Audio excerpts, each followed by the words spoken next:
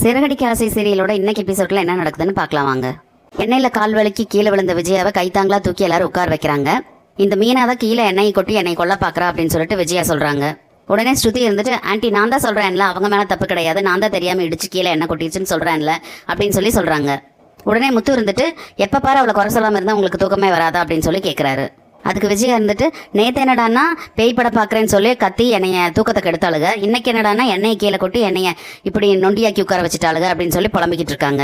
உடனே முத்து, இந்தாம்மா பார்லரம்மா, அவங்களுக்கு ஏதாவது மருந்து இருந்து போட்டு விடு அப்படின்னு சொல்லிட்டு அவர் கிளம்பிடுறாரு வெளியே. அவங்கவுங்க வேலை பார்க்கறதுக்கு கிளம்பிடுறாங்க. ரூம்குள்ள இருந்து மருந்து எடுத்துட்டு ரோகிணி வராங்க. என்னத்தை இப்படி ஆயிடுச்சு உங்களுக்கு, கால் நீட்டுங்கத்த அப்படின்னு சொல்லிட்டு கால் எடுத்து மருந்து போடுறாங்க.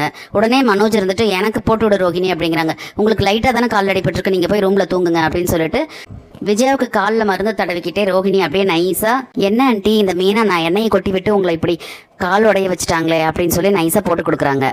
ஆமா, இந்த பூக்காரிக்கு ரொம்ப கொழுப்பாயிருச்சு, இருக்கட்டும் அவளை வச்சுக்கிறேன், இவ இதே மாதிரி தான் பண்ணிக்கிட்டு இருக்கா, நேத்து 2 பேரும் சேர்ந்து ஆட்டம் போட்டாங்க, இன்னைக்கு இந்த மாதிரி பண்றாங்க அப்படின்னு சொல்லிட்டு மீனாவை ரொம்ப பேசுறாங்க விஜயா.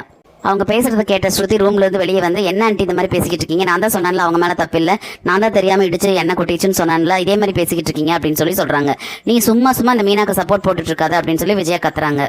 ஆமா, நீங்க என்ன சப்போர்ட் அது இதுன்னு சொல்றீங்க, அவங்க என்ன எலெக்ஷன்ல நினைக்கிறாங்க, அவங்களுக்கு நான் சப்போர்ட் பண்றதுக்கு, தப்புன்னா தப்புன்னு நான் சொல்லுவேன், இல்லைன்னா இல்லைன்னு தான் சொல்லுவேன், அவங்க மேல தப்பு இல்லை அதனாலதான் நான் சொன்னேன், இது மாதிரி இனிமே பேசாதீங்க அப்படின்னு சொல்லிட்டு கோவமா போயிடுறாங்க. விஜயா ஸ்ருதியவே முறைச்சு பார்த்துட்டு அப்படியே உட்காந்துடுறாங்க. இதுதான் சான்ஸ்ன்னு சொல்லிட்டு ரோஹிணி, என்ன ஆண்டி இது, அன்னைக்கு என்னடானா அந்த மீனா என்னோட குழந்தை விஷயத்த சொல்லி என்ன அள வச்சாங்க, இன்னைக்கு எண்ணெயை கொட்டி கீழே உங்களை விளை வச்சுட்டாங்க, இதுல இந்த ஸ்ருதி வேற இந்த மீனாக்கு ரொம்ப சப்போர்ட் பண்ணிட்டு இருக்காங்களே, இது என்னது அப்படின்னு சொல்லி கேட்குறாங்க.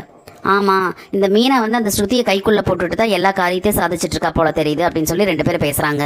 இது எனக்கு சரியா படல ஆண்டி, இது நல்லதுக்கு இல்லை அப்படின்னு சொல்லிட்டு ரோஹிணி அப்படியே போட்டு கொடுக்குறாங்க. அதையே யோசிச்சுட்டு இருந்த விஜயா, இந்த ஸ்ருதி ஓவரா தான் அந்த பூக்காரிக்கு சப்போர்ட் போட்டுக்கிட்டு இருக்கா, இருக்கட்டும் இதுக்கு ஒரு வழி பண்றேன் அப்படின்னு சொல்லிட்டு மனசுக்குள்ளேயே ஏதோ திட்டம் தீட்டுறாங்க. இந்த கேடி ரோஹிணி நல்லா போட்டு கொடுத்துட்டாங்க. விஜயா இனி என்னெல்லாம் பண்ணறதுக்கு காத்துட்டு இருக்காங்கன்னு நமக்கு தெரியல, பொறுத்திருந்து நம்ம பார்க்கலாம். நம்ம வீடியோ பிடிச்சிருந்தா லைக் பண்ணி சப்ஸ்கிரைப் பண்ணுங்க ஃப்ரெண்ட்ஸ். தேங்க்யூ.